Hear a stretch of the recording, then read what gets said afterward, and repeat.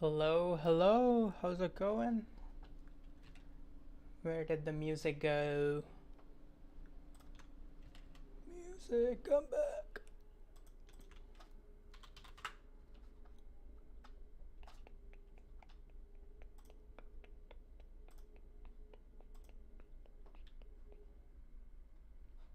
There we go.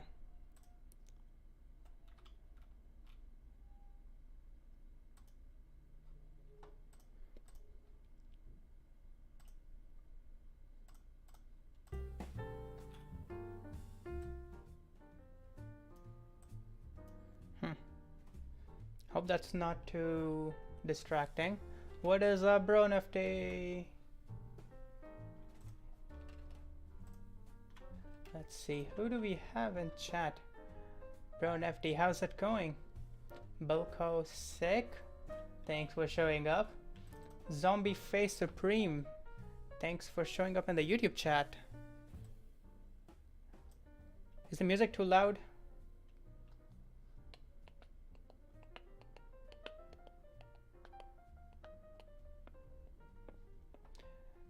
I'm doing great. Sound is good. Perfect.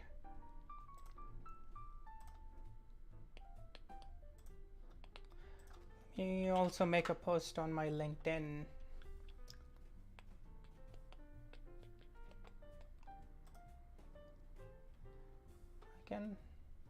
I can probably show this. I don't think my scenes are set up correctly, so I'll have to. Let's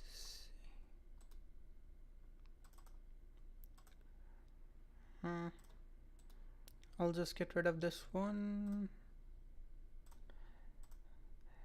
Add a display capture. Oops. Like that.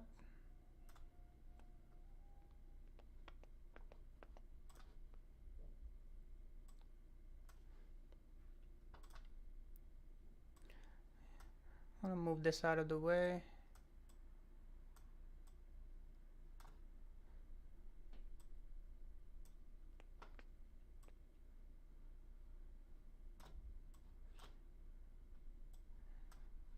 Can I not make this smaller?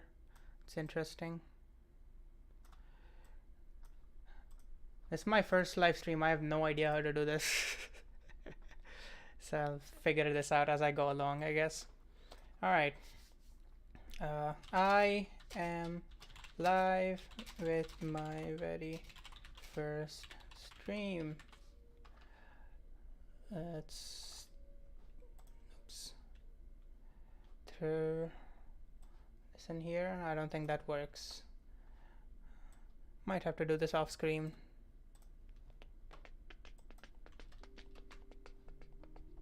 Humans are mortal, let's go. I do agree, humans are mortal. Except some of us. There's different ways to be immortal.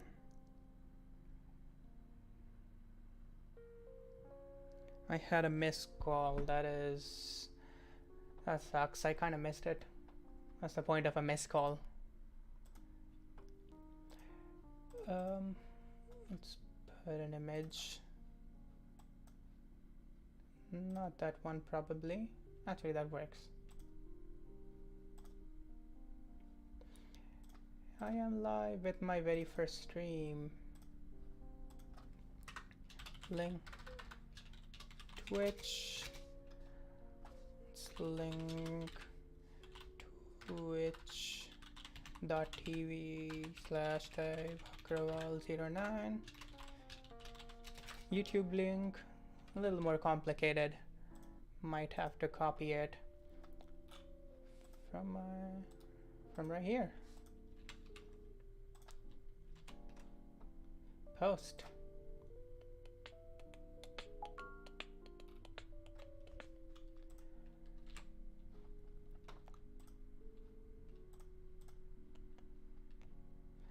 Oh, it's 3 a.m. in India, yeah. Can't blame people for sleeping when they're supposed to sleep.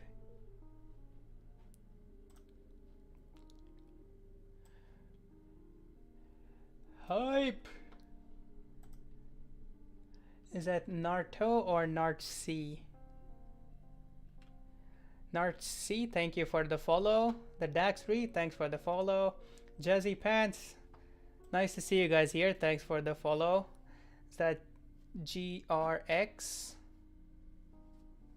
Oops, need to scroll down.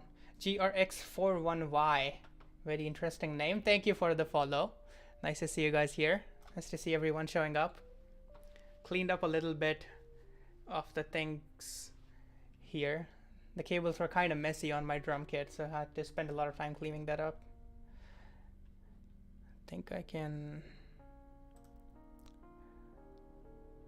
turn this down.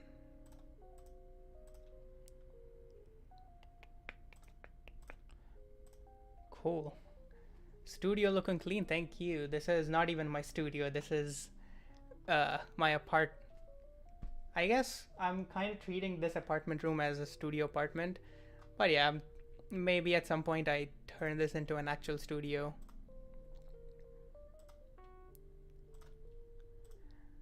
Kind of like with the monitor. The Vice Pigeon, hi everyone. I should probably pull up my chat on screen.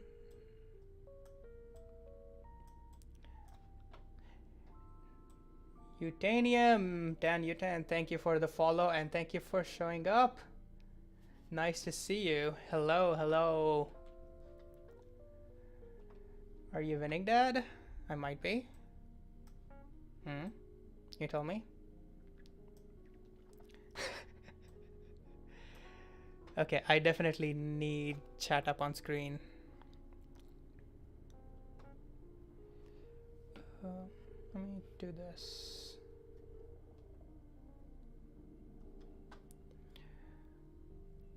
Let's go here. I'll move this away.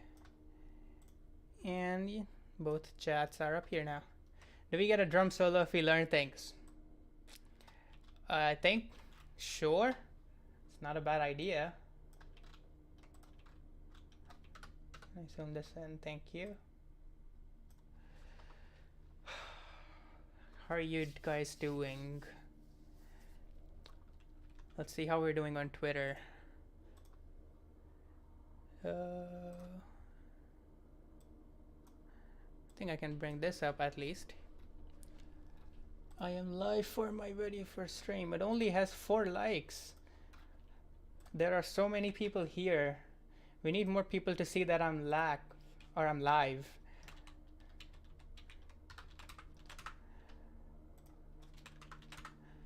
Go engage with this tweet. Like, retweet, whatever. Wait, is my cam not on screen? Holy shit. There we go. Let's make this a little big.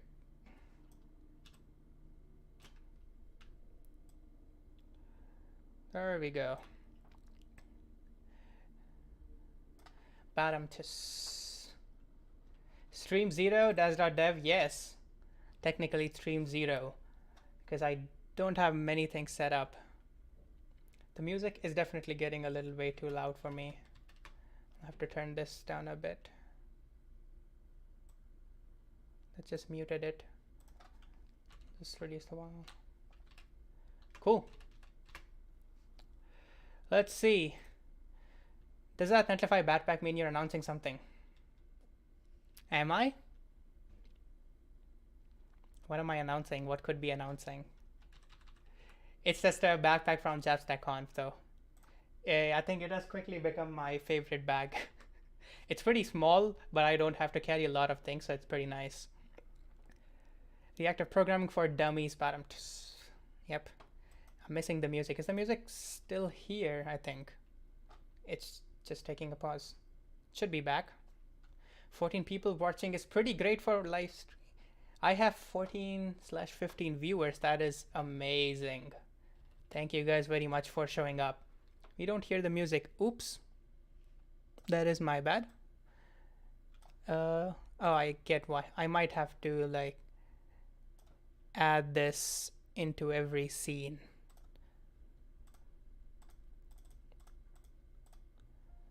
There. It should be there now. Are we doing signals or streams today? Why not both then? How many people do we got on YouTube? Let's see. 10 concurrent viewers. How many likes do we have? I see 3 likes and 10 viewers. This is not a good number, guys. Come on. These two numbers should at least be close together. So if you're watching on YouTube, hit that like button. We need more people. Hear the music, hear the music. Ooh, don't call that functional reactive programming. No, no, no. If you call anything functional reactive programming, there is a boogeyman who shows up and screams at you for calling something functional reactive programming when it's actually not. So, gotta be a little scared of the boogeyman. Oh, nice. I am also going to, let's see, where is my live stream? Right here. I'll copy this and paste it in chat here. Come on, Dan. That's illegal. Go and hit the like button. That should help with more people. I ain't clicking until I start coding. Hey, I'm not going to do a lot of coding. This is mostly going to be trying to... You know what? I think I need to take these headphones off. I am clicking until you start coding. So I don't know if there's going to be a lot of coding today, but there's definitely going to be a lot of diagramming today. I should probably do this a little off stream.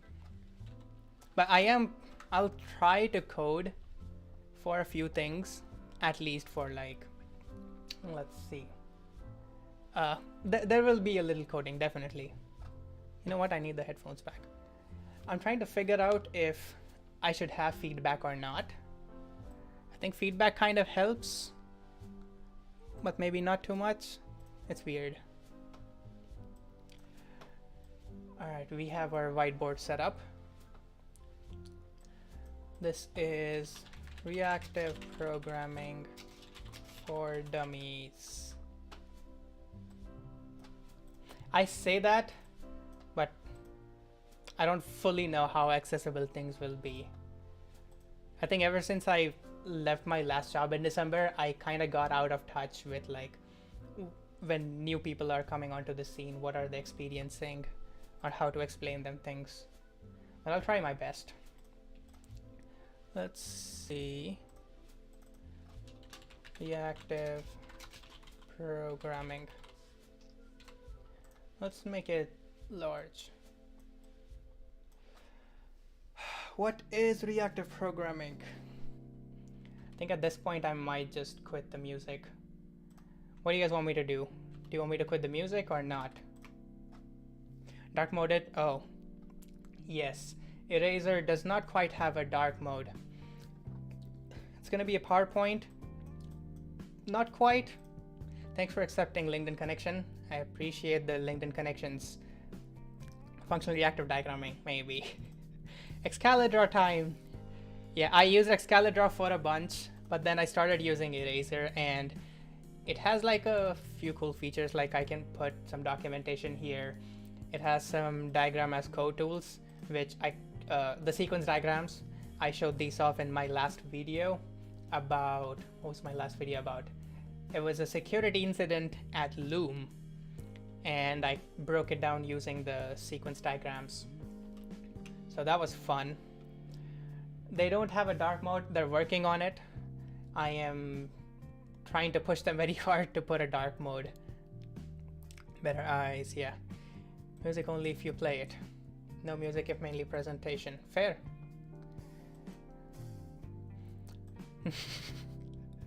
The dark reader extension does not work on this. I mean, it kind of does, but it's a little buggy. It's much better for these tools to have their own dark mode built in.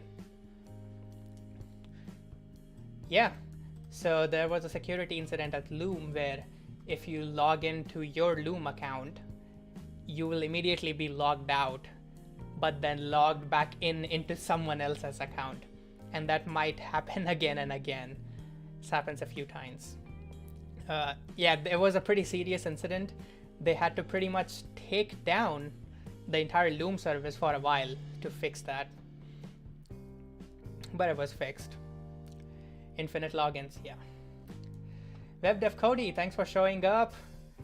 Jean-Pierre, I'm just going to call you Kodzi, I guess.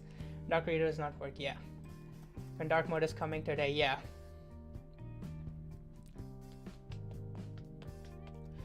Thank you everyone for showing up. Let's see if we have any new follows.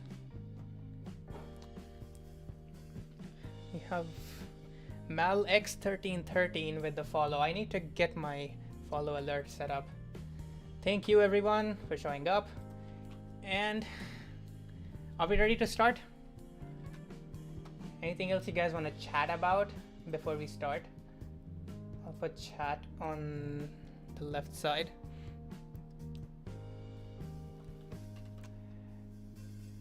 I have an ultra wide, so I can do things like that. It's pretty fun.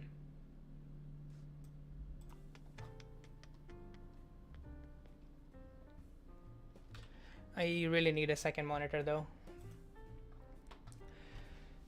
Reactive programming, what is that about? Let's cut the music.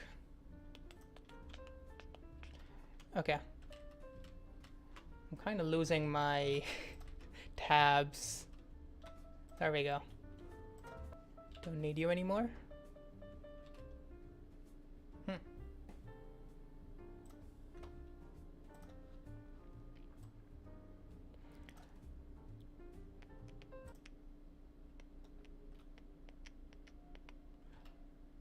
I have it somewhere running. Oh, there we go.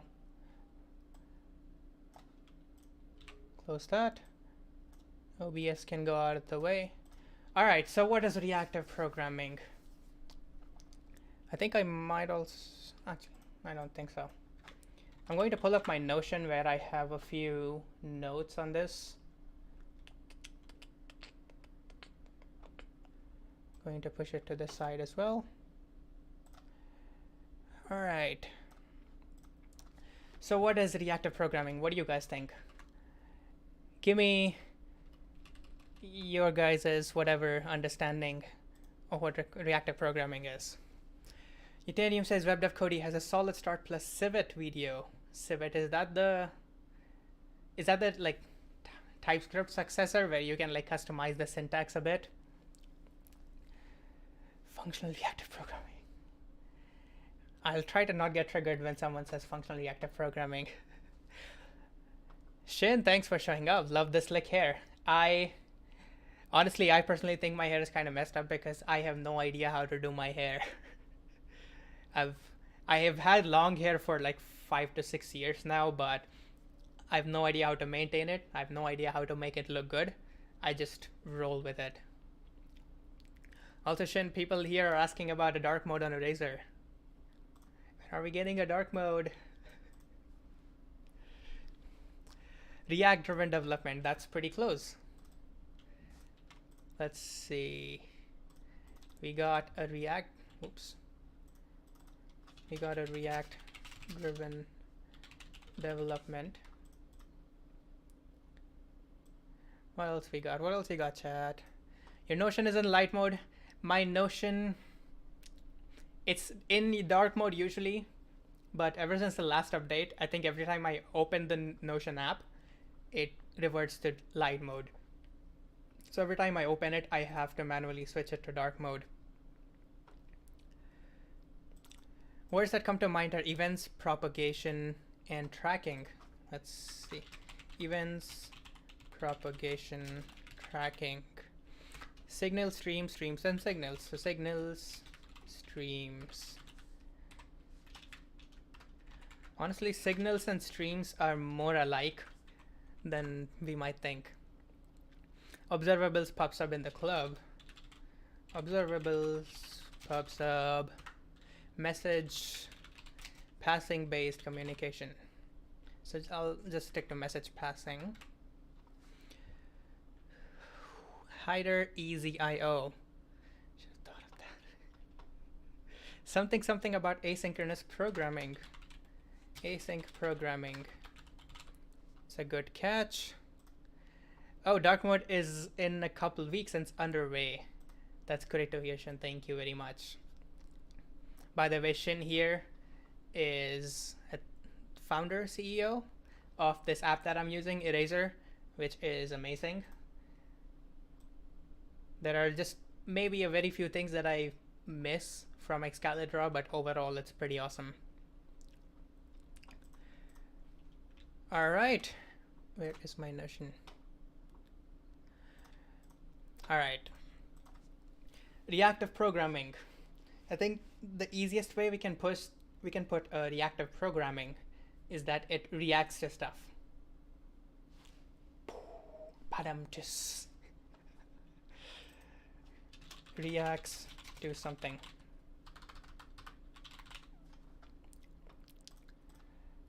What does it react to? That's a very interesting question. Usually it reacts to changes, but sometimes it might react to other things. But before we get into reactive programming, we have to talk about reactive systems. So really the distinction, there's no good distinction there. When you're doing reactive programming, you're also building reactive systems. But there's kind of two different parts of reactive systems. So we have reactive programming, and we have reactive architecture. Oops. Architecture.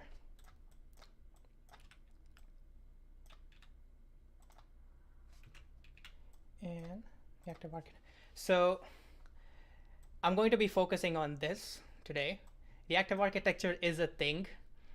It's more of an architecture to develop like complex backend systems that you'll deploy on a cluster of servers. They run concurrently and things like that.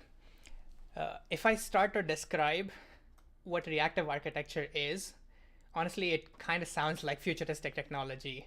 It sounds like something you might see in sci-fi movies.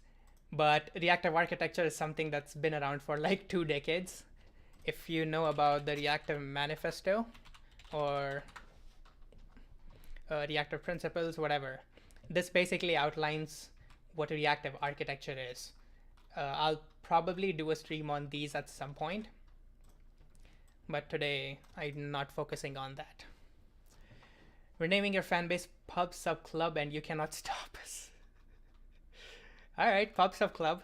I'll take that. Reactive errors, yeah. Audio is lagging behind.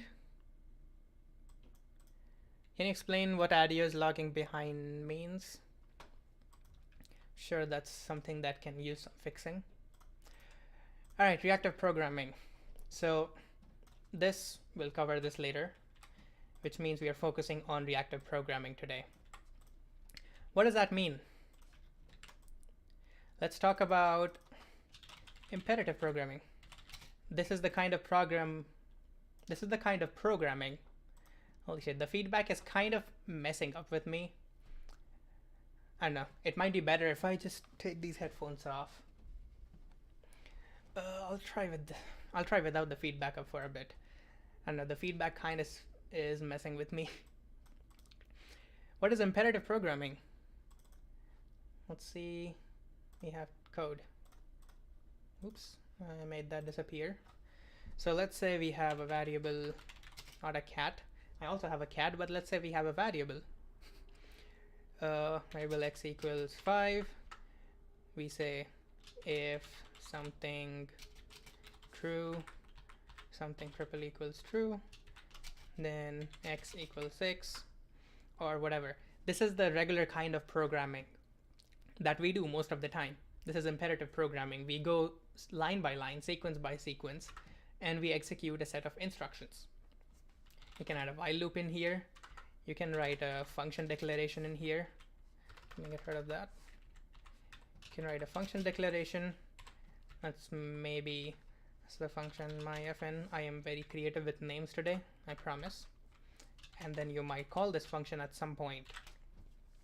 This is the normal kind of programming that we all were taught to do, we all started doing, and probably we do this kind of programming all the time.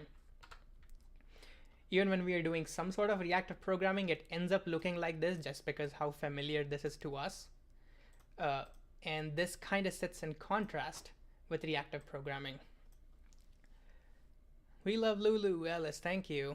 Lulu loves you guys too. I'm just kidding, Lulu is very socially anxious. You guys might be lucky today because you're behind a camera and Lulu is not going to be super anxious for showing up. She might just show up on my desk at some point. Creativity go brr. What about imperative reactive programming? Come on. It's not real programming unless you're writing Haskell. That is true.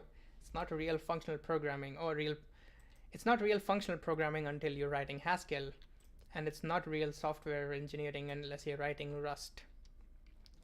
So when we are doing imperative programming, we're kind of going in this sequence.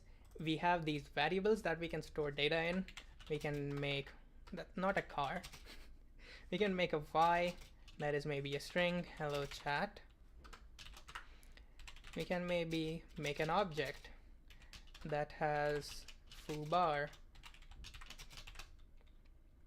So these are a bunch of things that we can do in imperative programming. We can store some data in variables, and we can write some code that runs kind of like a set of instructions. It can mutate this data, it can read this data, and whatever. At some point, or let me not do that. Reactive programming kind of works like this. So when we are making a variable here, this is going to be a special variable.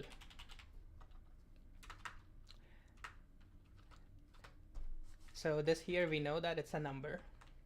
At some point, we can write a function that takes in a number. Let's call it number.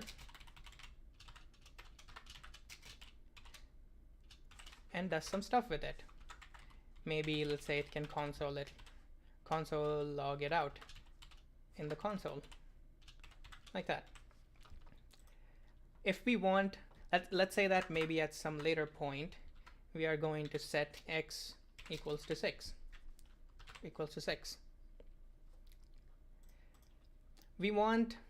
If we want this function to run every time this variable updates, what we have to do is we have to first give the function a name, log number. Camera feed is in the way, that is true. I did not think of that. There we go. At some point, we might want to call this function with x. At some point, someone else might change this again, and they would have to call this number or call this function again. So this is the kind of scenario that reactive programming solves. It basically gives us a way to define these special variables. So what we can do instead is we can say that it's not 5 anymore. Let's make it a box. It's a special box that we have put this number 5 into. Now this function here, we'll leave it here for now. When we are setting the value for this function or for this box, we might have to do x.set or x.push, something like that. We are going to push a new value into this box. So it's a special box. Let's make this special box here. Let's make it red light. That's the stroke, that's not the background. Let's make that red. And this is a box which has the number 5 in it.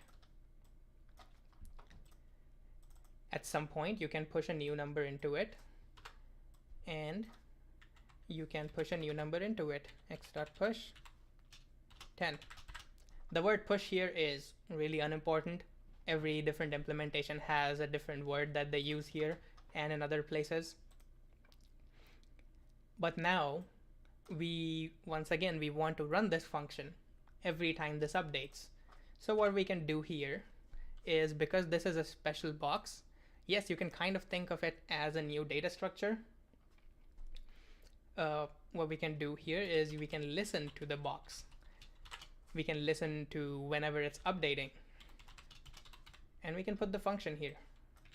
We can even do something like this. Can get rid of that. Doesn't look good. I'll stick to this.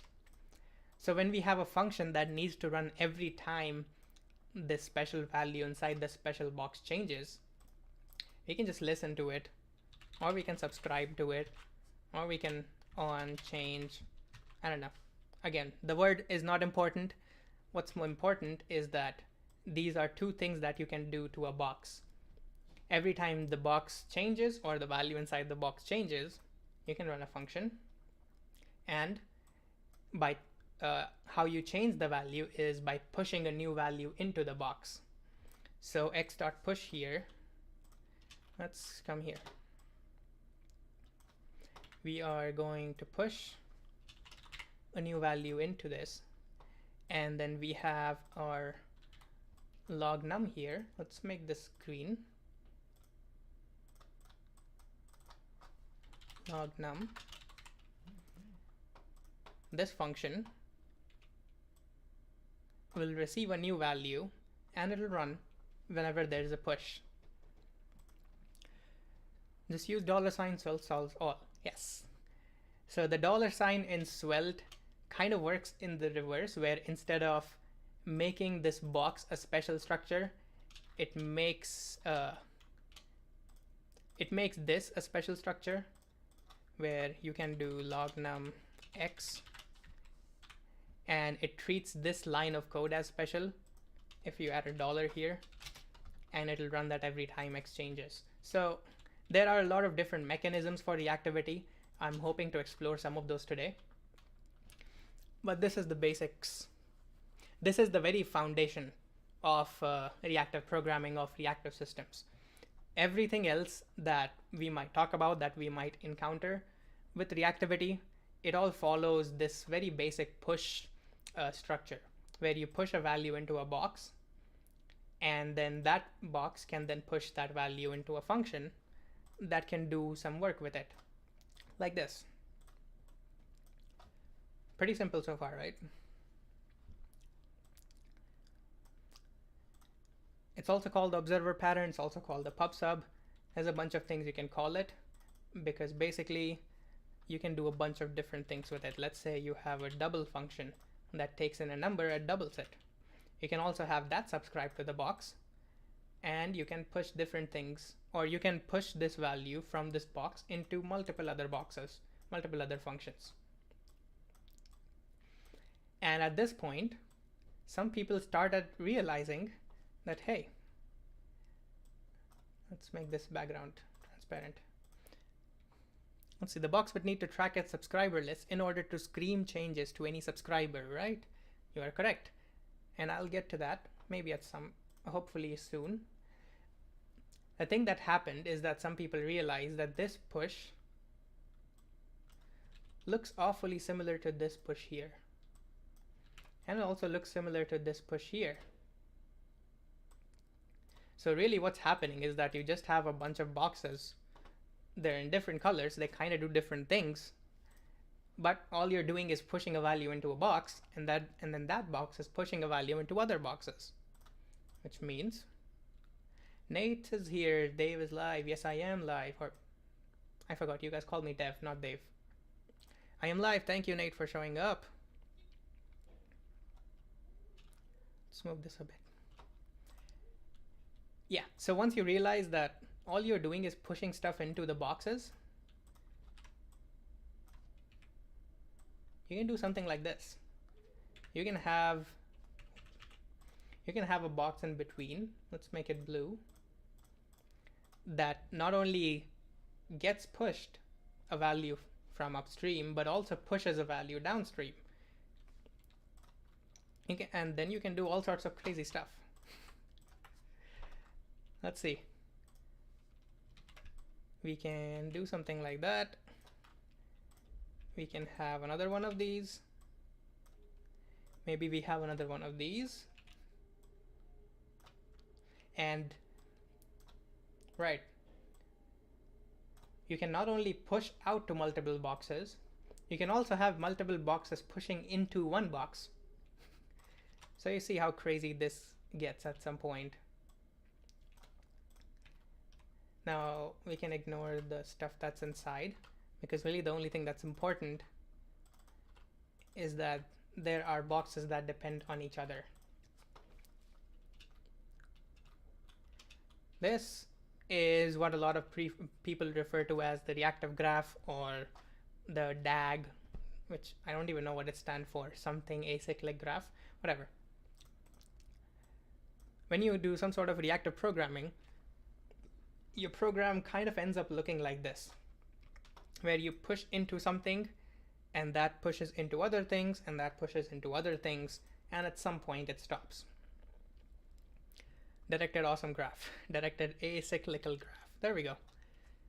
You can call it a dependency tree. Yeah, reactive graph, dependency tree, whatever. It really depends on what perspective you're taking. You might want to call it a dependency tree if the protagonist of your story is a single box and everything that's pushing stuff into that box. So if you want to focus on, like, okay, what does this box depend on? It depends on this one box here. This box here depends on these two things. So you can do a lot of crazy stuff with once you have a graph like this. You can visualize it. I think Solid.js has a debugger that kind of visualizes this graph that's based on signals and everything. RxJS has one, I think. They mostly do it with marbles. Cool. So what happens here, we push a value here, and this box is going to push a value into these boxes. This box is going to push something into these three boxes. This might push something into this box. So this is how reactive programming kind of works. You make one small change, and instead of calling a bunch of different functions, everything is set up to just handle that change. And that's one keyword here, is that this handle changes. This push here describes some sort of a change, like you clicked a button, or you pressed a key on your keyboard, or you pressed enter, or an HTTP request resolved. Any changes like that that happen on the application or on the system somehow, could be a business transaction as well. That's basically what the push means. This is a push. A push is when you call a function and you pass in a value and you're not really hoping to get anything back. You might get something back, but that's not the important part. The important part of a push is that you're pushing a value into a box through some sort of a function. And this is how most reactive libraries or reactive systems work, especially in JavaScript, because JavaScript has this concept that you might be familiar with of something.on callback. A callback is a very typical example of a push. It takes in some sort of an event there. So you define some sort of an event handler, and this is your box. And this is given to some sort of a library or web API or whatever you're using here, something. Like, for example, it might be document.element, and you can do onClick. That's a comma, and that's a quote. So if you do something like this, you're basically registering this event handler, which will get pushed with the event object when someone clicks on an element. So this is because this is how JavaScript works, mostly with reactivity or like reacting to events. Most push libraries or most reactive libraries or reactive systems in JavaScript tend to look a lot like this. So obviously RxJS is the other big example of this, where you can do observer.next, which is how you push a value into an observer or into a subject. And you can do observable.subscribe, which again looks very similar to this. It will give you a piece of value, and you can handle that however you want. So this and this are kind of the same thing. You can also do a next here. Let's do that so that it looks more familiar. Value. So this is just an observer, which we are seeing here. A lot of RxJS work is more behind the scenes, but yeah, you can push a value into here. Like let's say if I push 5, and then here I can handle that change. I can console log it or whatever I can do with it. I really need to get better at explaining concepts. How am I doing so far? Are you guys enjoying? Are you guys... I know some of you guys probably already know reactive programming inside out, but how am I doing? Give me some feedback. I will not be satisfied until RxJS shows up. There you go, Dan. There's your RxJS. Something like publishing and subscribing to a topic abstraction layer can keep it one way. Yes. So you might see a lot of fancy words like topic, stream, observable, signal. So when you see words like that, or when you think of words like that, just think of box. I'm calling all of this a box because that's mostly what they mean. The difference in a lot of reactive libraries is a lot of the difference is mostly what they decide to call it, but it's also mostly how they work internally, which is way more complicated, and I might get to that at some point, hopefully today. What else do I have? Push into boxes. All right. So now what can we do? Do you guys want me to like implement a library or implement a system like this from scratch? Would that be helpful when trying to understand this, or should I just move on to the next topic? Because this is a pretty simple implementation to do from scratch, I think. Das.dev says, great to revisit the fundamentals. Paced and described well. Thank you very much. I'm hoping I'm not going too slow, and I'm hoping I'm not going too fast. In mine, it's called a proxy. Proxy is a different thing, I think. Like proxy doesn't have this push behavior where you can have other boxes that depend on you and you push the values into them. What's the trade-off? I find the more decoupled you make your code, the harder it is to understand. Let me bring chat on screen for a while in that case, if you're just chatting. The more decoupled you make your code, the harder it is to understand. Good question. Actually, I don't agree that the more decoupled you make your code, the harder it is to understand. If this is what your experience is, I think you might just be... How do I put this? That doesn't sound bad. Decoupling fundamentally is supposed to make things simpler. So if you're decoupling in a way that you're making things harder, you probably are not decoupling around the right boundaries. That's a very different conversation though. Like what is a good coupling boundary and what is not. Next topic. All right, you guys want me to move on to the next topic then? I can do that. Thank you very much, Alice098_8. All I'm gonna say is that you're doing a great job. Thank you very much. It's like using useEffect to listen to React state changes compared to running code in on-click callbacks. Yes, I'll get to that with this next topic. So let's bring this up here. Let's go up.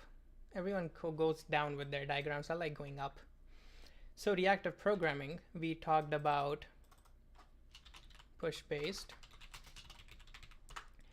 and how it reacts to changes, which is like when you push a value into the box, you're basically reacting to a change. Like when someone clicks, I talked about this, when someone clicks, or when you get an HTTP response back, that's a change that something now has to react to. So you push that thing into a box and then everything else follows. This is the thing that we were talking about so far. And most people, when they think of reactive programming, they only think of this, which is fine. This push-based react to changes, asynchronous, and dependency tracking, all things like that. Those are really the things that we associate with reactive programming most of the time. The other thing that I'm going to talk about, I don't know a lot of people who associate it directly with reactive programming, but I like to do it. This is called pull-based. What is pull-based? So if push-based reacts to changes, whoops, I need a new mouse. For some reason, it accidentally does a right click when I do a left click. But a push-based, if a push-based system reacts to changes, a pull-based system reacts to demand.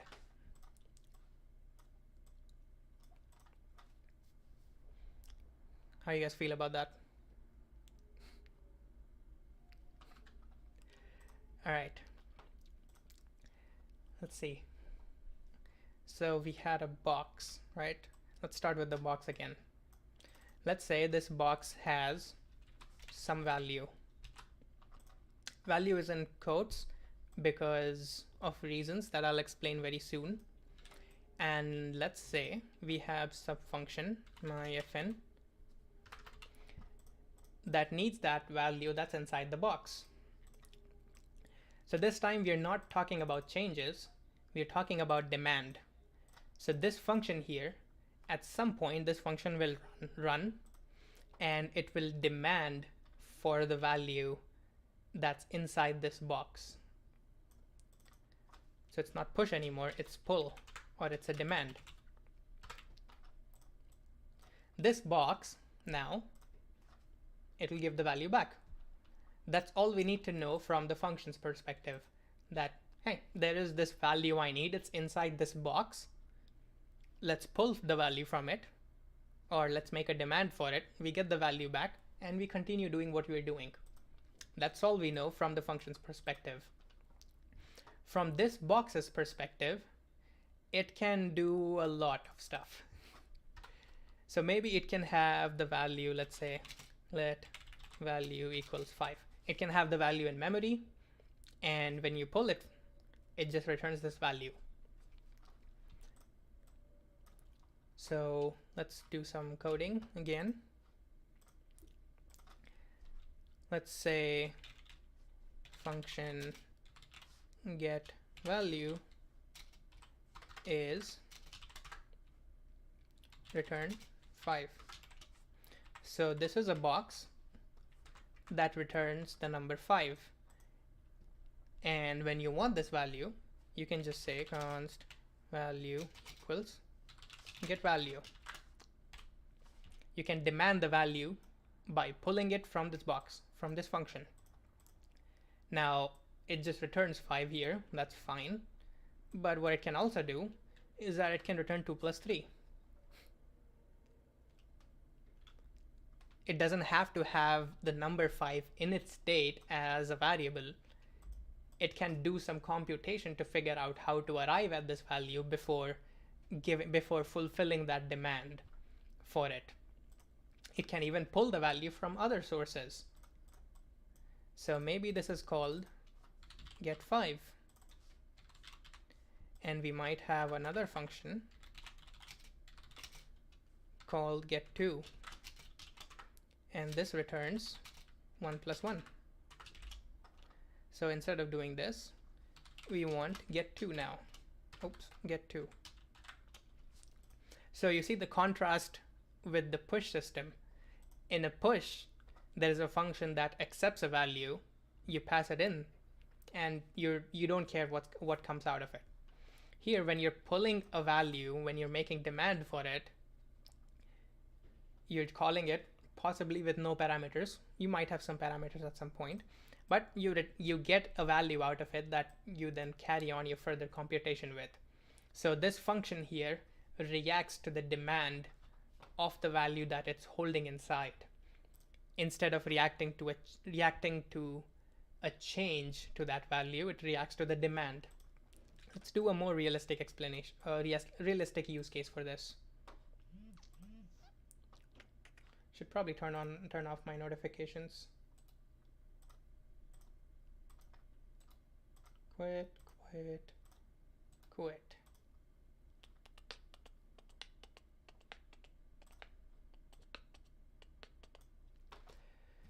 How are you doing, chat? Any questions, doubts about this pull-based mechanism, this reacts to demand, before we carry on further? I can probably try to come up with better examples. So let's say in a web application, when would you need to pull some information? So let's say that there's a button. This is a button, submit, and when I click on it, I want an animation to appear from exactly where I clicked it, which means when I click the button, I need to know exactly the exact pixel on the screen or the position of the mouse that I clicked at, so that I can show some animation, maybe a ripple effect, maybe a confetti, whatever. So that means that I'm going to have a get current, a function that's called get current mouse position.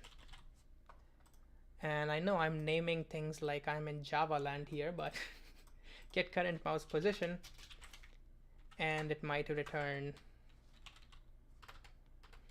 let's say, x0, y0. Is my YouTube chat even working? It's all right, it is. Cool. So this is a function that right now just has a dummy implementation, because I don't know how to get the mouse position because I haven't really built anything like this, but we can do something like that. Now, when you click on this button, so button.onClick, it will call this. It'll call this callback here. So we have a push-based mechanism because we do need to react to the change of you clicking a button.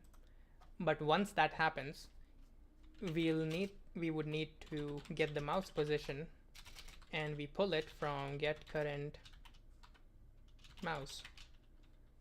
I'll call it get current mouse. That's much smaller. What? Okay. Doesn't want me copy pasting apparently. Right. So this is basically here we are pulling the current mouse position when this function runs. Why are we doing that? Well, because the mouse position changes quite frequently. It probably changes like I don't know, a few 100 times or so, or maybe even 60 times per second. We don't want to react to every mouse change. That's not really worth it. We only want to know where the mouse is when there is a demand for that value. Until then, we don't care where the mouse is. So we can also, this is also sometimes called lazy evaluation. There's going to be probably some code here that calculates or interfaces with DOM API to figure out where the mouse is currently, where the mouse is. So there's probably going to be some calculation, some DOM API usage here to figure that out. But we don't need to do all of that until there is a demand for it. We are going to wait until someone pulls this value, someone pulls the get current mouse, and then we are going to do all of this stuff and return the value. And here we have this value then, which we can start ripple animation at mouse position. Just a bunch of pseudocode. How are we doing so far? Just being devil's advocate, you're explaining well though. Keep up the good work. Thank you very much. That's the synchronous bias mindset talking. Hey, I haven't really said anything about synchronous or asynchronous yet, because everything that we are doing right now, or let me go back to that. We talked about imperative programming versus functional programming. Now, the truth is, both of these things can be synchronous, both of these things can be asynchronous. So the synchronous asynchronous is basically a whole different dimension of programming that doesn't have too much to do with imperative and reactive. Maybe like reactive programming makes it easier to do asynchronous stuff, and imperative makes it easier to do synchronous stuff. But that doesn't mean that I cannot write a reactive system that works completely synchronously, because I can do that. And I can also write imperative programs like this, and suddenly they're asynchronous. So yeah, there's not too big of a difference there.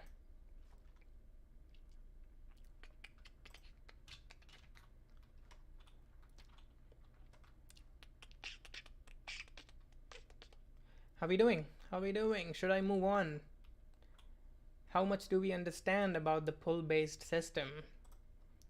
Because I might have to spend more time here if there's still some confusions or if you guys have questions. Okay. Let's move this out of the way. Let's get rid of that. So actually, let's bring this back. That was in regards to the comment that decoupling code makes it harder. Still not sure what that has to do with synchronous and asynchronous, but I'll digress that for a later point. Now we have a demand for this here. Let's make this like that. Let's make this smaller.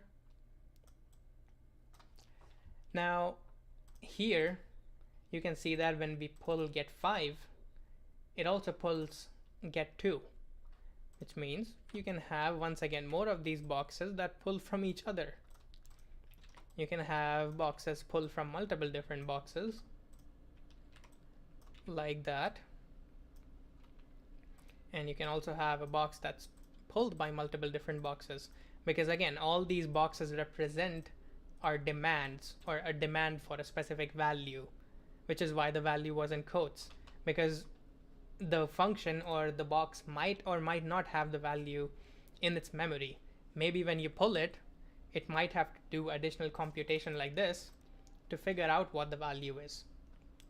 And maybe at some point, once it does the calculation, it can cache it in the memory, or that's a whole different thing that we'll get to at some other point. But yeah, that's why the value was in quotes. Let's put this like that. Don't want to save that. And you can keep pulling stuff whenever you have the demand for it. All right, so we have reactive programming, we have reacts to demand, which is the pull based, and we have the reacts to changes, that is push based. Are these enough?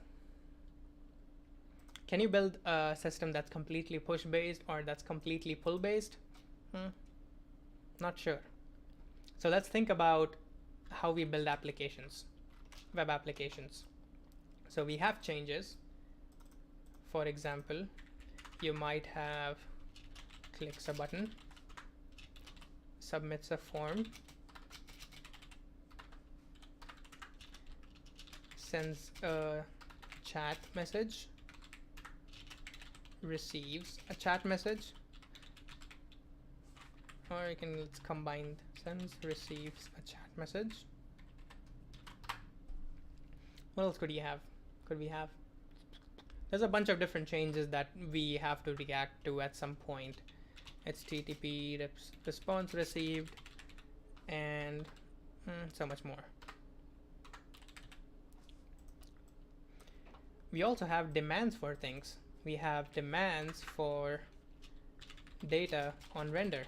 So when we render a page or some component on the UI, that's when we are making a demand for some piece of state or some piece of data. So you can see that you can't really build a complete application with just one system.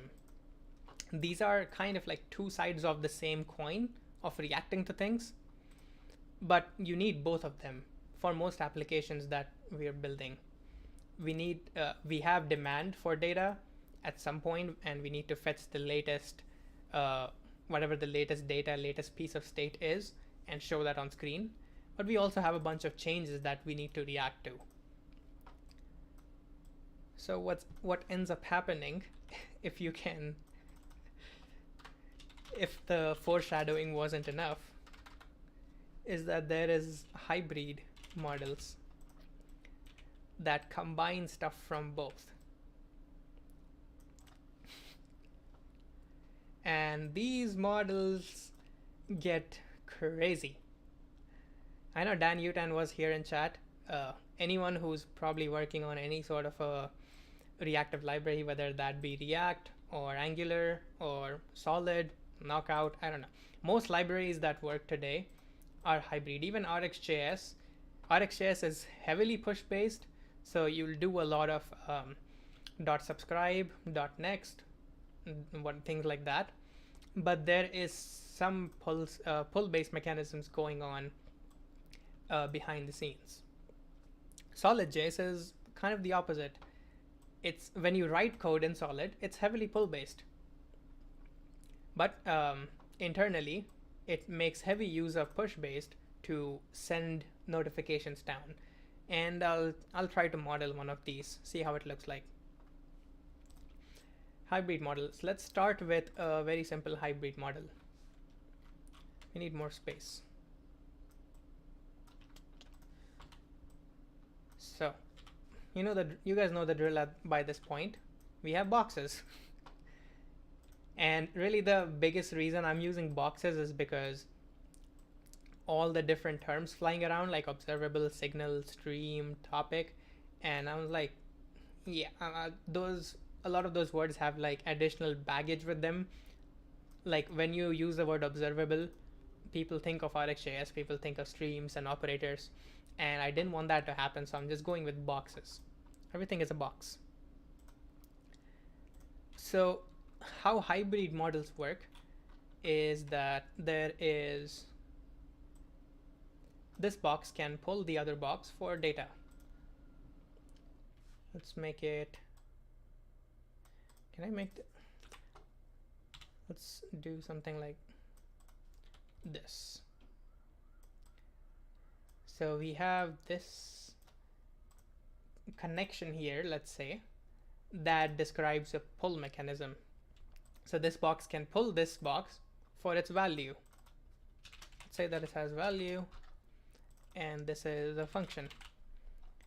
So when this function runs, it will pull this box for its latest value. So it's a pull-based mechanism, but it's inside a push-based mechanism. Let's do this in yellow, and let's put this center back. So if the yellow is pushing and the purple is pulling, this is how a lot of hybrid models work. They push down some things. They don't push down the value. They push down something else. So this box here, you can still push a new value into this box. And you will see that whenever you call setState. Whether that be in React, you can call setState. In Angular, you just change the variable property and it has zone.js that does its stuff. In solid.js, you also just call setState. So that's basically pushing a new value into this box. However, and this is where the fun part starts.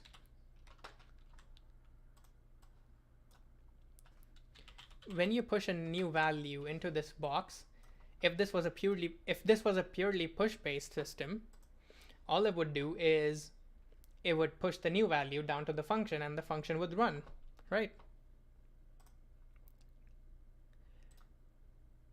But in these hybrid models, the new value is not what we push down. What we push down is uploading. Give it a second. Is dirt. This here is dirt.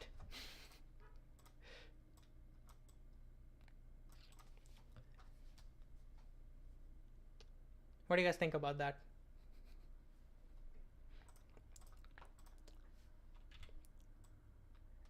So we push new value because it is a push-based mechanism from the outside.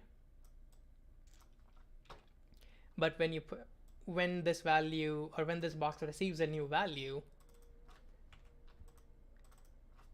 it pushes dirt through these channels, the yellow channels outside that are outside this pull-based mechanism, kind of. Now this function here, it doesn't receive a new value, it just receives dirt. What that means is that this function knows that at some point it'll have to run again. That's it. This dirt doesn't make the function rerun like in pure push-based system where as soon as you push a new value into a box, the box does some work and then starts pushing to other people. That's not quite what happens here. This function doesn't immediately start running. It just knows now that, okay, I have dirt, I'm dirty. I might have to do some work at some point to whatever, to like do what my job is. So if this function was rendering something on the DOM, if this is making an HTTP request, if it's running some expensive computation like looping through an array of 5,000 elements or something like that, if it's running some animation, whatever it's doing, it's not going to do it right now because it doesn't have the new value. All it has is dirt. Let's get rid of that. Now at some point, this function will run again. And when it does, it's going to pull the new value from here. So this is pull new value. Let's make this a little more clear. I wanted to show that the pull base is inside the push base, but it might just be easier to do this. Move.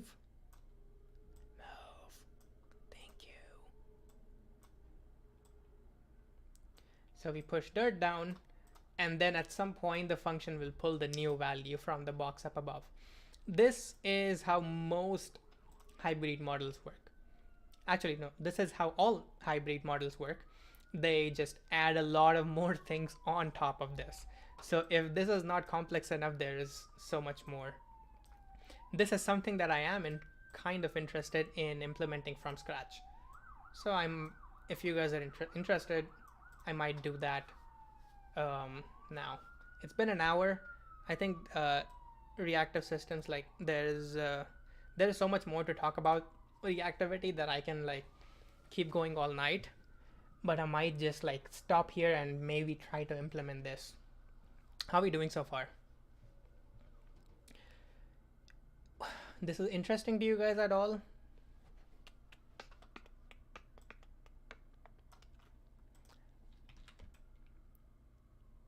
And I can't forget, obviously, that you can have a lot more of these. Sounds fun but hard. Yeah, honestly, it's not really that hard, but it's closer to like being tricky than to hard.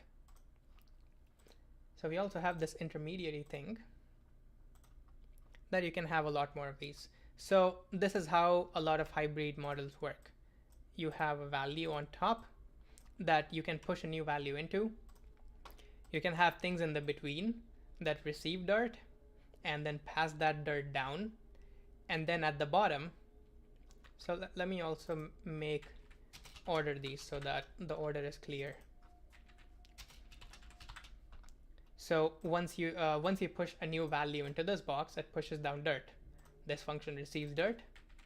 It passes it further down. And once this function doesn't have anyone else to pass the dirt down to, it'll start pulling. Or it won't start pulling immediately. It'll just know that it has to work at some point. And when that starts, it'll start pulling new values. So when this function runs is when the demand for the value that's up here is created. And we have 5 here. So it pulls down the new value. Does it work? And all is good.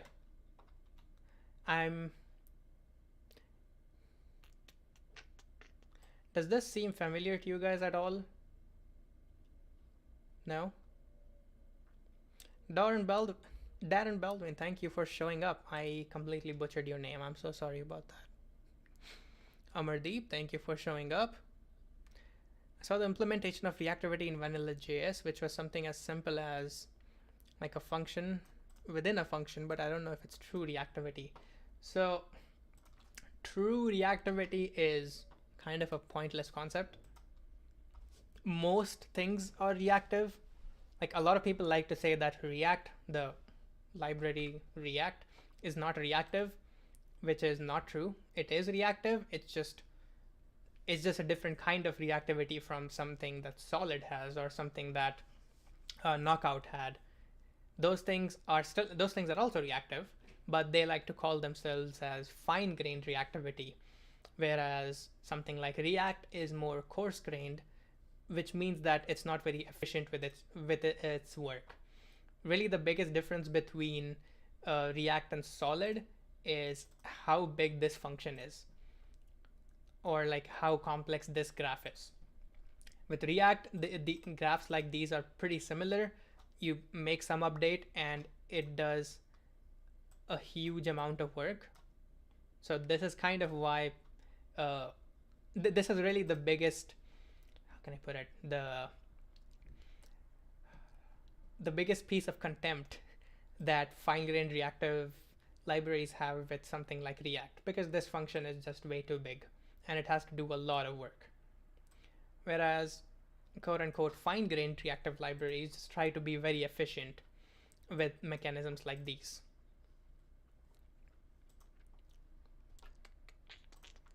But yeah, if this seems familiar to you guys at all, we can call this state, we can call this computed, and we can call this effect. And I have no idea why this changed directions. Yeah, this is how most reactivity looks like. Even if we come down here, we have state, we have computed. Computed, and we have effect. Really, the biggest difference is that a state is something you directly push into, and an effect is something that cannot push into anything else.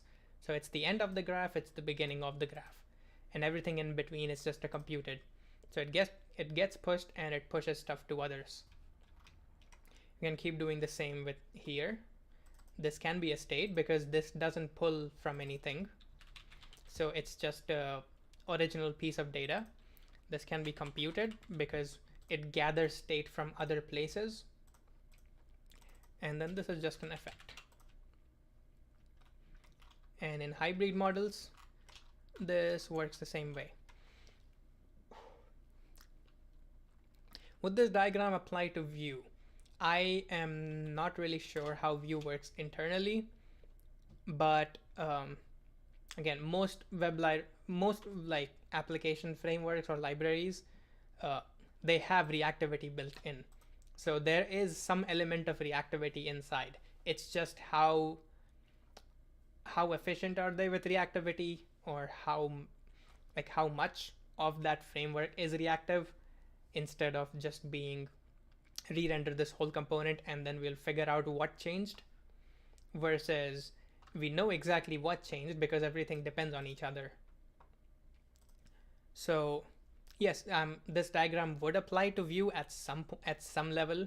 Like there's definitely some things that you can pick out of Vue and represent them as reactive diagrams, but probably not the whole thing.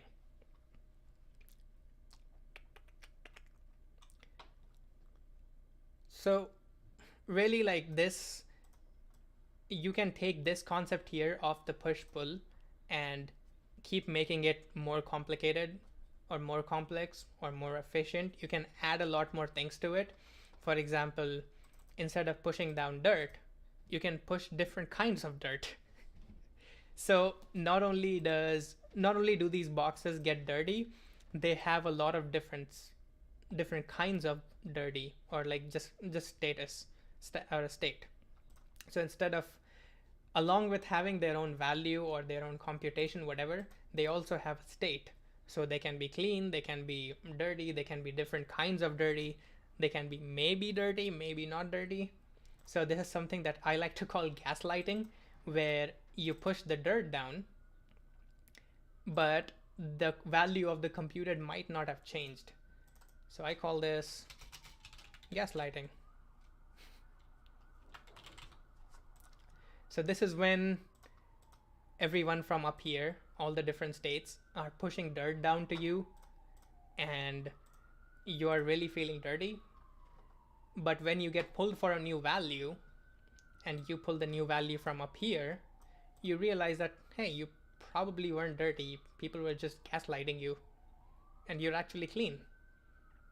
So when the effect has pulled you for a new value, you all you give back, okay, let me see how to phrase this.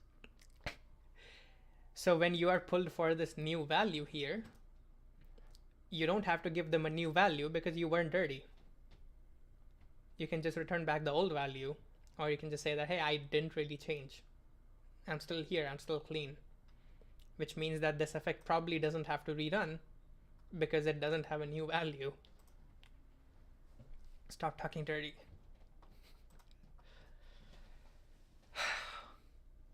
I think that's really all I had in terms of like reactive programming. This stream is a lot.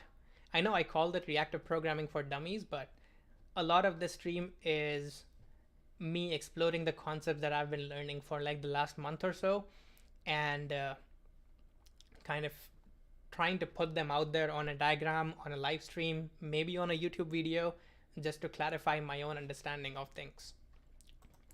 Like I haven't really talked about how to implement one of these, which I can do if you guys want to. We can implement a library that works like this from scratch on JavaScript. Yeah, everyone can go and use Solid as well. I don't know how much of this helps with that. But if you're using a library like Solid, so when you're writing code with the library, it depends on like what the API is like. So Solid's API is heavily pull based. So all of this pushing stuff here, Solid puts it behind the scenes, and all you have to do is to pull a new value. So when you create computed, or I think Solid calls it create memo. All you have to do here is const value equals get value. So you just pull the latest value and you return whatever. Value plus 5, let's go with that. So a lot of implementation on when you're writing code, it looks a lot of pull based, and you can do the same thing in create effect where you just pull the latest value, and all of this push stuff is hidden behind the scenes. We don't really have to think of that. Now, in contrast, if you have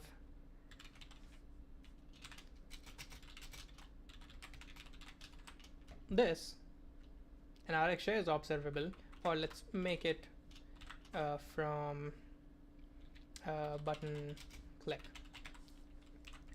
So this is a stream, or this is an observable that emits every time you click a button. You have to do data, what is called, .subscribe if you want to run an effect, or if you want to like make a stream like this with a bunch of different computeds, you will have to do a .pipe, and then in here maybe you do like a map, and you can value plus 5, something like that. And a lot of times if you don't want things to rerun if they don't change, you have to add additional operators for things. So I think it's called distinct until changed, something like that, which basically does the same thing that we talked about with gaslighting, which is that if this value didn't change, don't emit anything downstream. So anything under this doesn't need to rerun if this value didn't change. Now, if the original data changed, we see that this will change every time because we're adding 5 to it. But imagine if this was value. Now, all we are looking for here is this value truthy or not truthy. So even if you change the data from 5 to 6 or from a string to an object, this will still return true, and anything under here will not run. So we can do console.log. This console log will only show a true, or it will show a false. It won't show true, true, true, true, because we have something here that's doing the same thing as gaslighting here.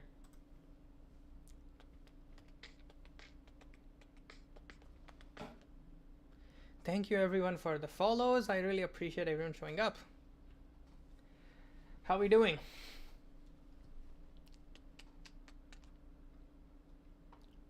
This is a topic in which I will always feel a dummy in. Maybe? I hope I helped with that.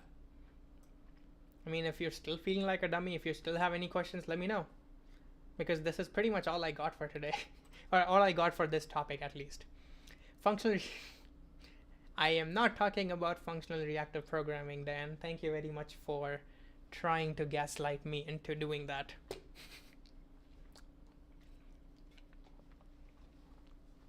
Maybe I can talk about it a bit. So, reactive programming, we talked about this, and reactive programming originally came heavily out of functional programming. A lot of people consider it a subset of functional programming, because in reactive programming you mostly use like pure functional. You use functional concepts, and you write reactive programming, or you write things that reacts to stuff, whether it reacts to changes, reacts to demand, or reacts to both. However, if you're doing reactive programming in a functional style, let's do it here. Let's say reactive programming in functional style. So if you're doing reactive programming in functional style, would you call it functional reactive programming? Are these two things equal? It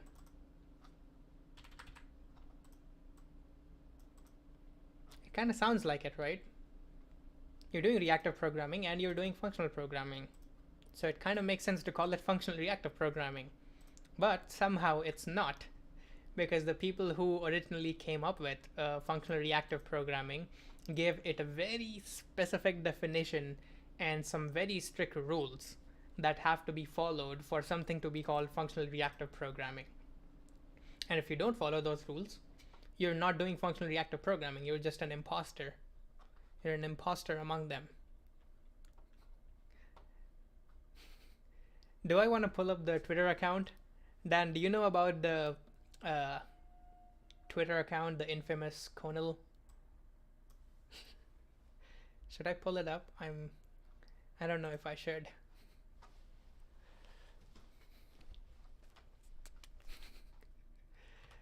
All right, let's see.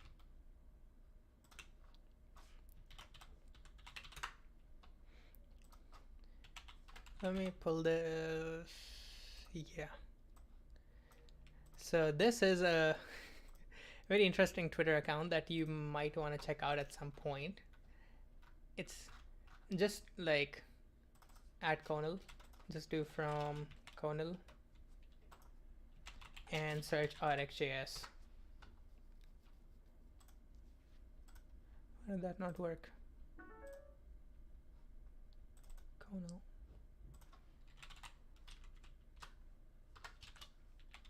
I think just Rx. Yeah, let's see some funny tweets here.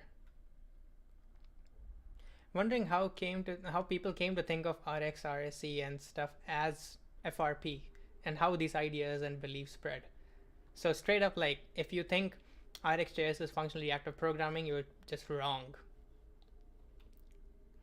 Like people have no idea how that even happened. Like, they're so different. It's about founding FRP principles. Rx, Bacon, Elm, they lack both. So FRP has some founding principles, and everything that calls itself FRP, or functional reactive programming, it lacks all of those foundational principles. Phoenix Live View thing, I'm not sure what. I know what you're talking about. I only knew about this one. The term FRP got applied much more loosely, imprecisely, to Elm, Bacon, Rx, and Ilk, leading to much confusion. So yeah, if you're doing functional programming and reactive programming together, you're just not doing functional reactive programming. I'll just stick to that. It's all up in my replies about true reactive programming. Can you send a link to this? I would love to take a look. But yeah, that's why I try to stay away from, or most people try to stay away from, the functional reactive programming boogeyman by just calling it reactive programming or whatever.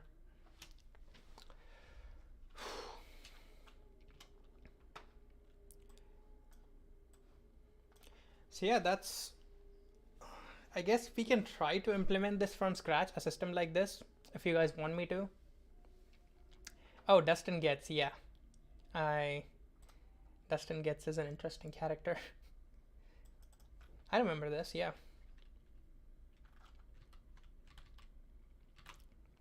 Honestly, I think a lot of my understanding of reactive programming comes from, like, obviously a lot of it comes from Ryan Carniado and watching his streams for 5 freaking hours. But a lot of it is also is watching these like old school, the elitist people. Like, sure, they are not, I know they're not really super charitable when they talk about stuff, but they still have a lot of like valuable stuff that you can learn from.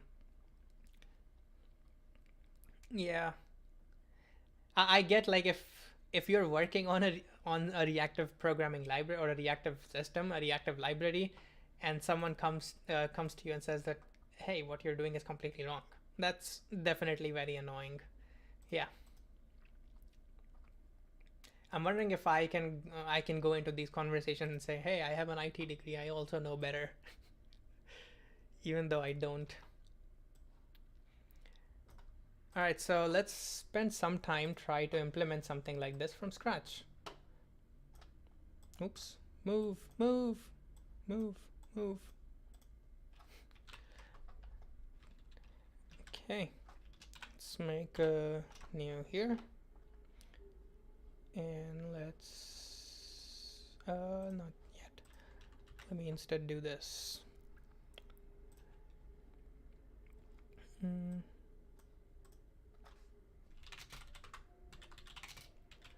Let's call it reactive.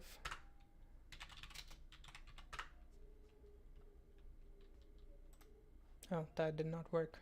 I'll just pull up the terminal. Let's go to Ubuntu. Let's make reactive. Already exists.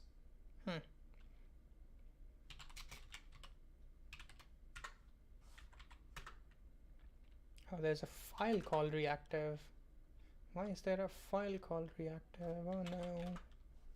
RMF. Can I do that? Oh, now it's a directory. Cool, I'll just open that directory. Thank you.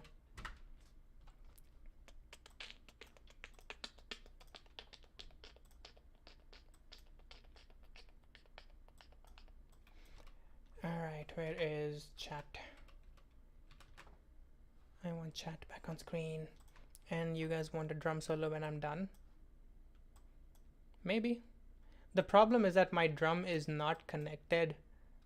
Like there is no audio connection to the PC. So I have to connect it to the big ass amplifier that I have. And like the audio quality will be pretty shit if I try to play it right now. I can do a drum solo. Is that a good enough drum solo? I promise I know how to play it a little bit, not too much.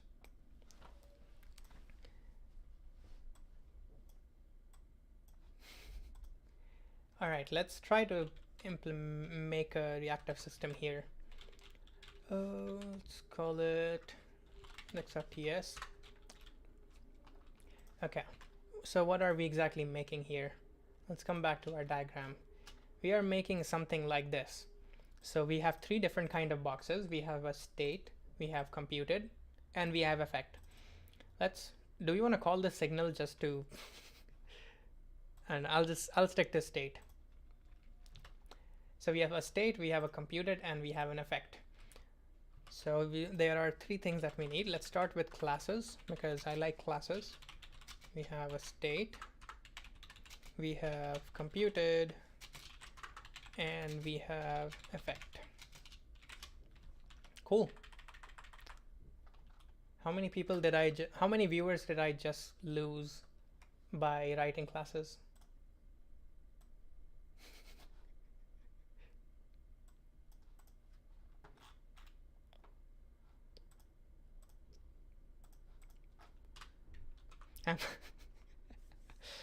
Alright, see you later, Dan. Unfollowing and unsubscribing. I don't even have a subscribe button. Who are you subscribed to? How are you subscribed to me?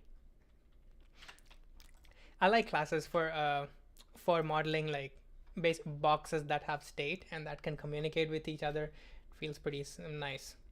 So what we want is we have, let's say, some value. I'll need to turn off Copilot for this.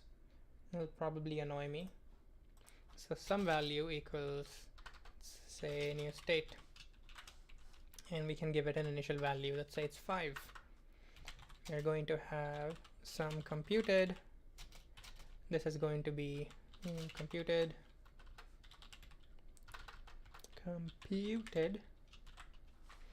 and this might take a function, and this function would be like, I don't know, 3 equals, or we can just return some value dot get plus 5.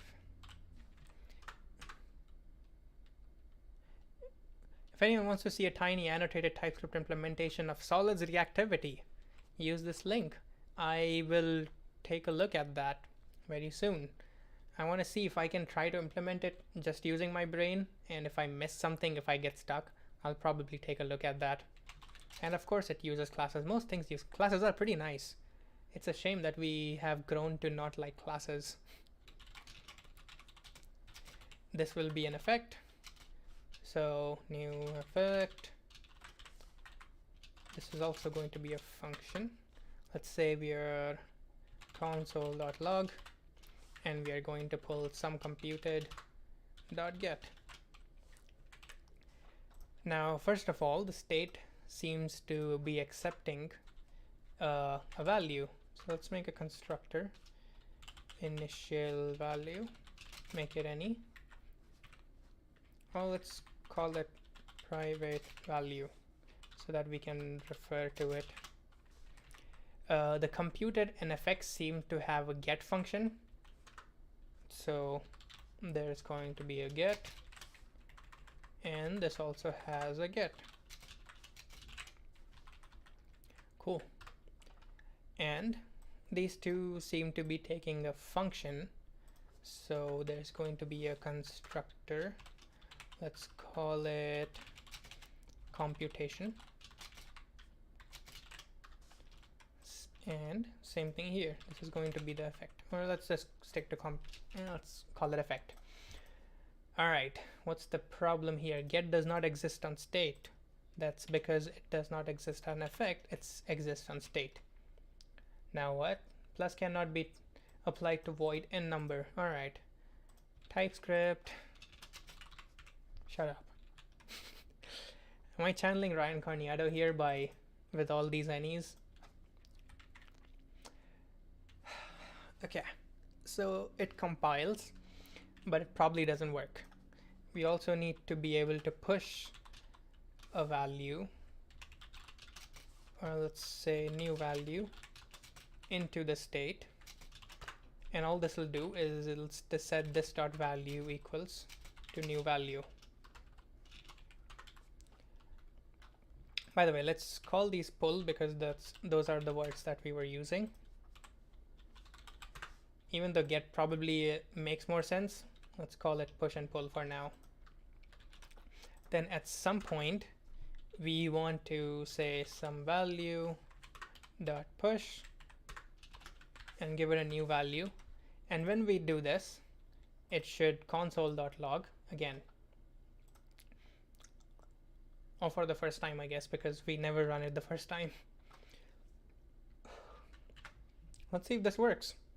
Dino index.ts isn't valid in the context. Oh, it's dino -- file or dino run. Okay, dino run index.ts.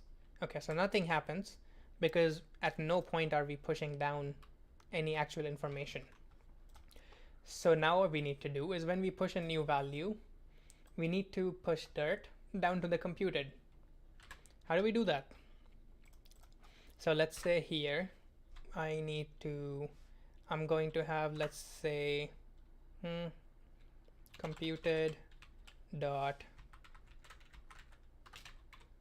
push dirt or push dirt, something like that, which means our computeds now need to be able to accept dirt. It sounds very dirty, really. So we have push dirt function here. What would it do? It doesn't take any input because we're just kind of marking it as dirty. We're not giving it different status updates. So it might also have a private state, or let's say private is dirty. And by default, this is going to be false. And all that push dirt does, it said this dot is dirty to be true. Interesting. And now the question is, how does the state know who to push to? So now we run into some dependency tracking issues. So a state has some dependence, or technically state doesn't have dependencies. Computed has dependencies. And when we are pulling a new value from the state, we somehow need to tell state that I depend on you. so that the state can keep track of me. How do I do that? So it's probably going to be something in the pull, and it's going to have private, let's say, do we want to call it dependencies or do we want to call dependents? There we go, dependents. So this is going to be an array of, it's going to be an array of either a computed or an effect. So this is how we start building a reactive graph. The state has a list of dependents that it knows about. And how does it know about them? That's a good question. So this should be the point at which we tell the state that, hey, this computed depends on you. Sounds fair, which means we need a global stack of some sort. Let's make stack equals empty array. How does this work? Very interesting. This is a function. Let's make it any for now. At some point, we are going to call computation.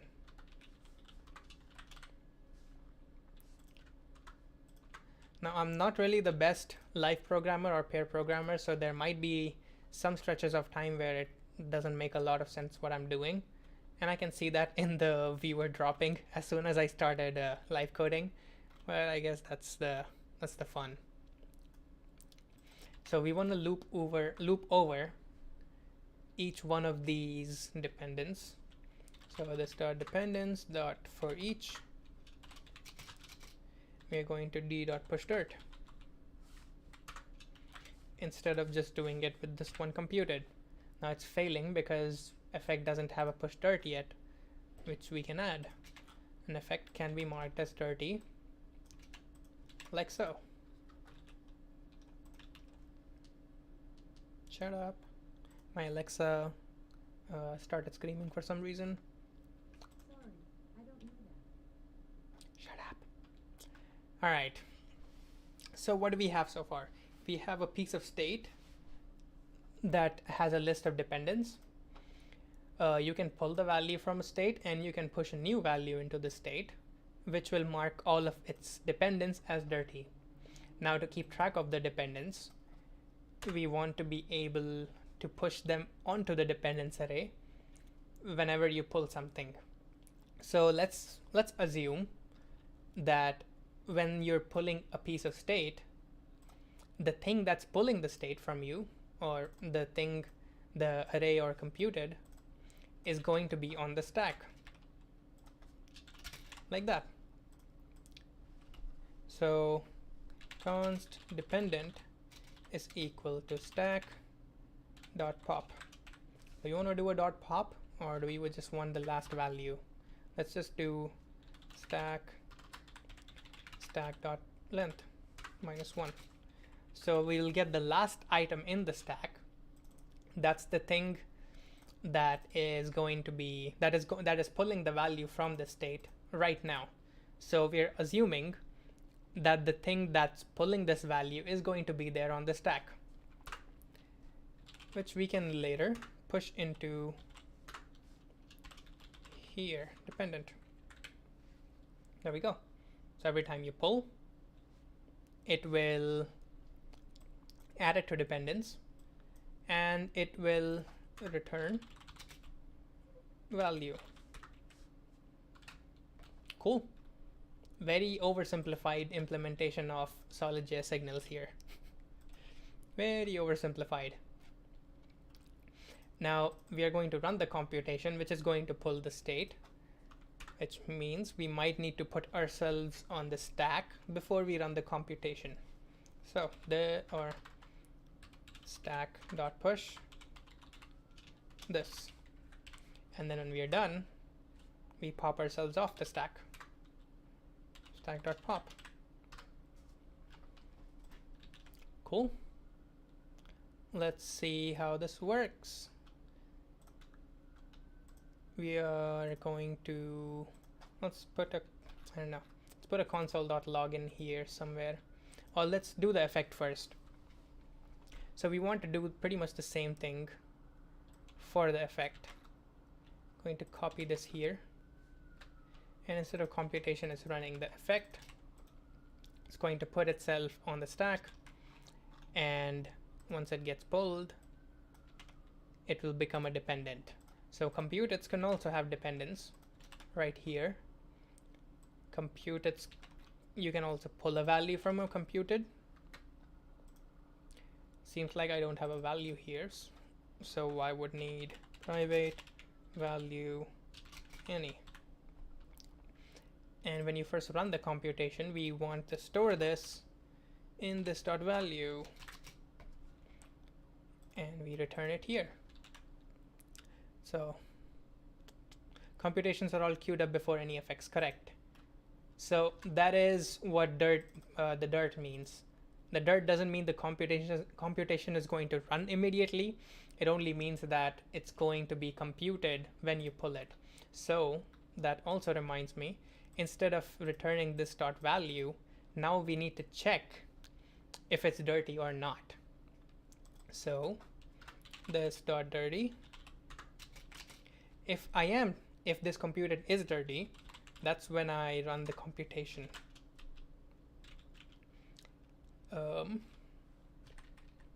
I should also probably do this in an if statement.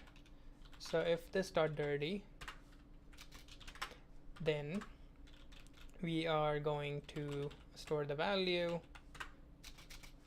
by running the computation again, and we just return this dot value.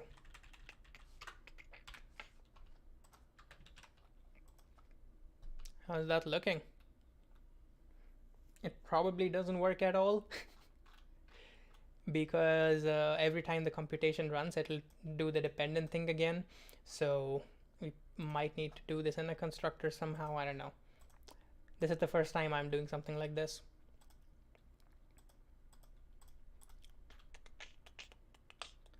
All right, so when we push the dirt, let's also just run the effect. All right, this probably doesn't work. Let's see. Oh, we get a console log. Look at that. So it's somehow working, or it's working somewhat. So we put the state as 5. Yeah, I don't care too much about TypeScript right now, so I'll put generics later, don't worry. So we do a 5. I think this console.log is running at the very first time.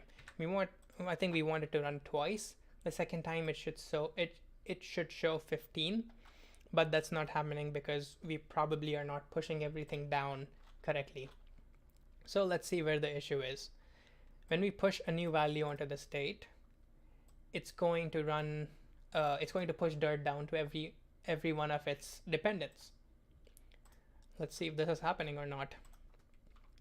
All right. So when the computed also needs to keep track of its dependents, which it's doing, and it needs to mark them as dirty, like that. Let's see. There we go. We get both 10 and 15 now. Let's go. Nest.js enjoyer, so I'm following. Welcome Nest.js enjoyer. I also enjoy casual Nest.js every now and then. But yeah, this is, I think, decently enough working implementation of solid.js signals, or just a very simple hybrid reactive system. We have a state, we have a computed, and we have an effect.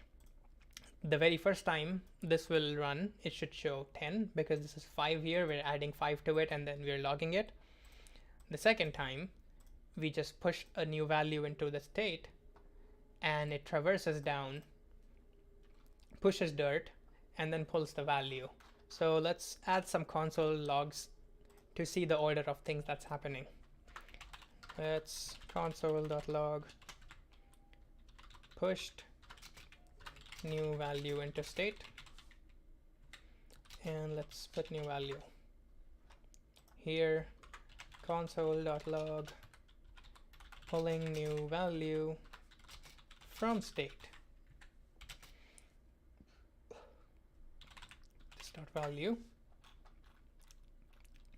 Let's come down here, do the same thing. Let's call it computed. And effects don't have a value. Push here, push new value into computed. Or pushed, not new value, pushed dirt into computed. We don't know the new value yet because we haven't run the computation. Finally, when you push dirt down here, push dirt into effect. Or let's just, yeah. Let's see, let's trace this. There we go. So on the very first run, we pull a new value from state, we pull a new value from computed, and we run the effect. And then when we push a new value into state, it's 10 now. We push dirt into computed, we push dirt into effect. And then the effect starts rerunning. It will pull the value from the computed, which will then pull the value from state, and the result will be 15. Voila. How are you guys doing? This is probably, yeah, there's zero garbage collection, there's zero cleanup on this. There's zero life cycles, there's zero nesting. So I would really not recommend using this very simple implementation for actually writing applications. That should be obvious. But I think that's the foundation of how it works. And Dan can tell me if I'm wrong. If he's still here, that is. Limaroof, thank you for the follow. Thank you, thank you. Yeah, I think that's all I had for the reactive programming part. You guys got anything else interesting? Any videos I can watch on stream, React content, steal some content, get shouted out by Dark Viper AU. Doppel33 says, thanks, I was able to follow your explanation. Thank you very much. That's good to know.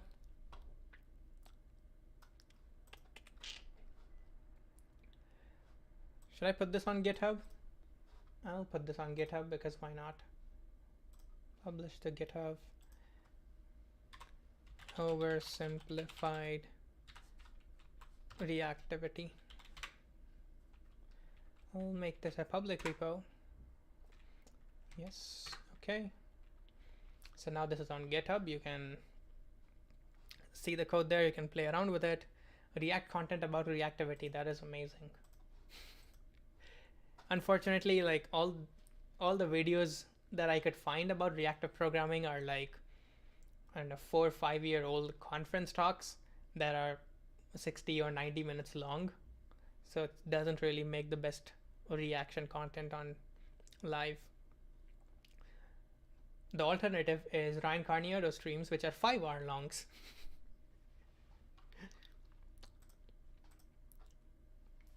Let's get some water, stay hydrated.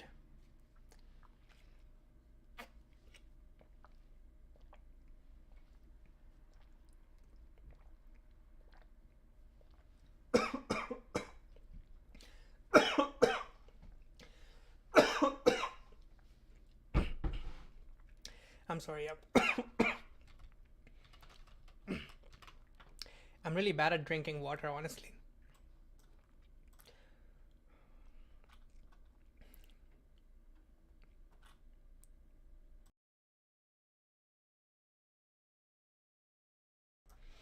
Okay, I think that's gone now.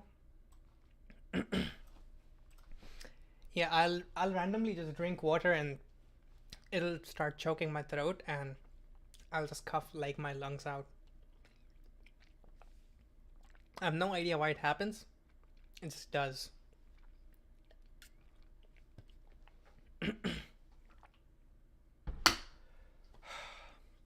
Any serverless fans in here? Anyone playing around with serverless? The classes made you choke. I promise they did not. I have classes in pretty much all of my code bases. I think, actually, you still might be right, because I always cough when I'm drinking water while working on projects that have classes, so, could be right. Let's bring Chad back out here. you guys doing? Any serverless fans? You guys want to hear about serverless? You want me to work on some live serverless projects? I have some projects that I have a new project that I want to start, which is basically looking at like all the different a bunch of different serverless, especially like the infrastructure as code or infrastructure from code solutions, which are like they try to keep you to not write any infrastructure code or not handle infrastructure at all. And I want to like look into more of these, maybe compare between them and have one project that's like implemented in all of these different libraries, different frameworks to make a better comparison. Cloud Run with Nest.js and React.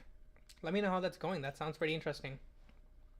Cloud Run is also a very, it's a fun technology. It just, from what I've heard, they don't have the best user experience, which is pretty common for Google Cloud at this point, I think.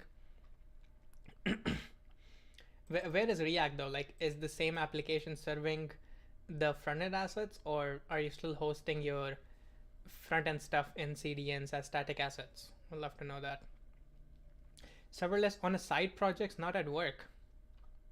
Why so? Do you have like your own servers at work, or do you have like super old school projects or old school people working on that? Or maybe you're just at a scale where you're using Kubernetes. Tell us about serverless. Well, serverless has servers.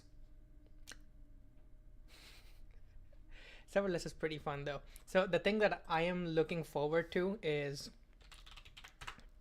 not that. Get amped. So amped here is an infrastructure from code solution. You might have heard of infrastructure as code, but this is infrastructure from code. So you basically write code like that, and it automatically turns it into, whether that be Lambda functions, whether like it makes subscriptions to EventBridge or to DynamoDB or whatever, like all the different cloud solutions that AWS has. And you don't have to do any of that. You don't have to use like the AWS console. You don't have to manually configure those services. You don't have to write like giant YAML configurations. You don't have to write Kubernetes stuff. It's pretty slick, and I've been looking forward to like playing with these tools for a while now. Maybe I'll do that for, I don't know if I want to do it today or for the next stream.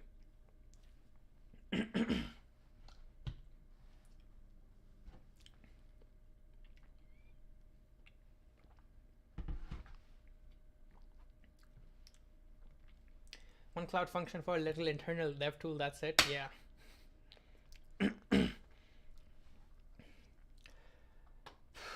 All right, I think that's pretty much all I had for today. Yeah. I was hoping I could go on for longer, but I don't know. Kind of got exhausted. It's my first stream. I'll probably gain more stamina as I stream more and more. Hope you guys had fun. And if you have any ideas, we can keep on chatting for a while. If you guys have questions and stuff. If not, we can figure out who to raid.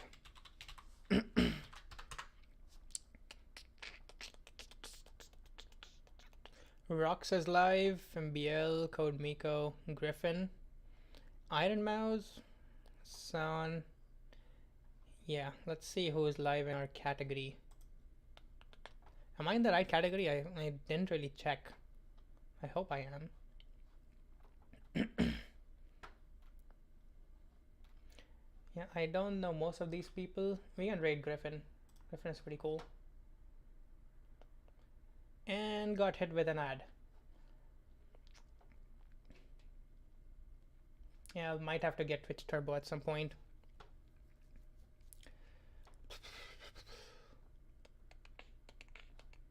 What is Griffin up to?